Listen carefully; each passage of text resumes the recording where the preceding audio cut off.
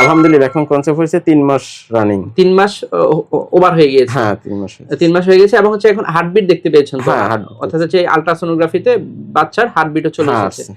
আসসালামু আলাইকুম প্রিয় দর্শক, আমি ডাক্তার মোহাম্মদ দায়হানুদ্দিন। আজকে একটি খুশির সংবাদ নিয়ে কথা বলবো, যে বিষয়গুলো নিয়ে সচরাচর কথা বলা হয় না, তা হচ্ছে পুরুষ বন্ধ্যাত্বতা। আর খুশির বিষয়টি হচ্ছে, আজকে আমার সাথে যিনি আছেন তিনি দীর্ঘ 4 বছর ধরে চেষ্টা করে যাচ্ছিলেন বাবা হওয়ার জন্য। ওনার স্ত্রী কনসিভ করছিল না।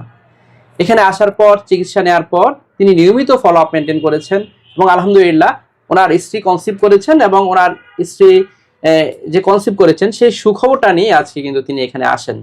প্রিয় দর্শক, আমরা সবসময় নারীদের প্রতি, স্ত্রীদের প্রতি আমরা দোষারোপ করে থাকি কেন বাচ্চা কনসিভ হচ্ছে না, কিন্তু বাচ্চা কনসিভ হওয়ার বিষয়ে পুরুষেরও এখানে ভূমিকা খুবই গুরুত্বপূর্ণ। একজন পুরুষ বাবা হতে গেলে তার শুক্রাণুর সংখ্যা, শুক্রাণুর গঠন, শুক্রাণুর চলন, শুক্রাণুর পরিমাণ সঠিক থাকা প্রয়োজন। আমরা সবসময় নারীদেরকেই দোষারোপ করি এবং আমাদের সমাজ ব্যবস্থাটা আসলে এই ধরনেরই হয়ে গিয়েছে।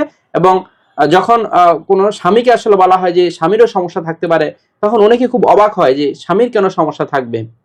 আসলে শুক্রাণুতে যদি সমস্যা থাকে তাহলে ওনার স্ত্রী কনসিভ করতে সমস্যা হবে, এটাই মেডিকেল সায়েন্স।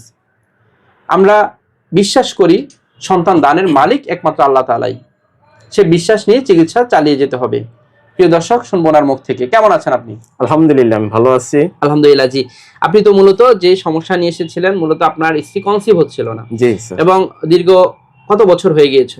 দীর্ঘ 4 বছর। 4 বছর ধরে চেষ্টা করে যাচ্ছিলেন এবং পরবর্তীতে এখানে আসেন, চিকিৎসা নেয়ার পর আলহামদুলিল্লাহ এখন কনসিভ হয়েছে তো? আলহামদুলিল্লাহ এখন কনসেপ্ট হয়েছে 3 মাস রানিং। 3 মাস ওভার হয়ে গিয়েছে। হ্যাঁ 3 মাস। 3 মাস হয়ে গেছে এবং হচ্ছে এখন হার্টবিট দেখতে পেয়েছেন তো? হ্যাঁ, অর্থাৎ হচ্ছে আল্ট্রাসোনোগ্রাফিতে বাচ্চার হার্টবিটও চলে হ্যাঁ, এসেছে।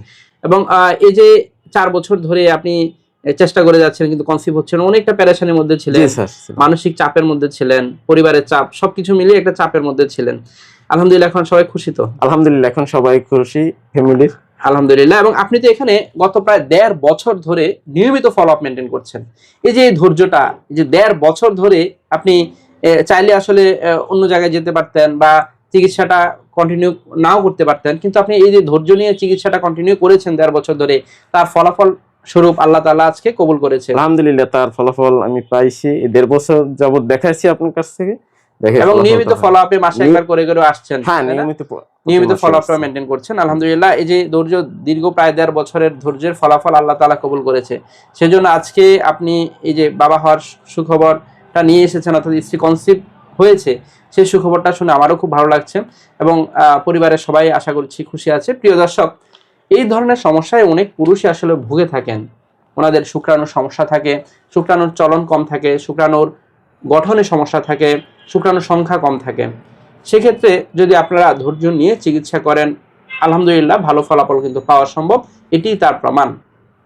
কিন্তু অনেক ক্ষেত্রে একেবারে অ্যাজোস্পার্মিয়া থাকে, যেখানে একটি শুক্রাণুও থাকে না।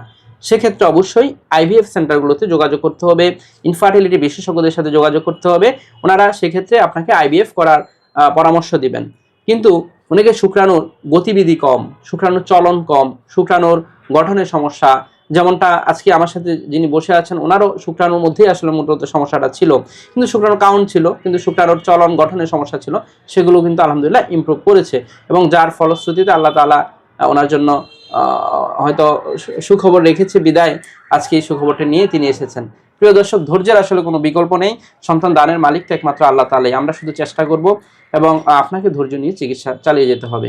সকলকে ধন্যবাদ জানিয়ে শেষ করছি। আসসালামু আলাইকুম।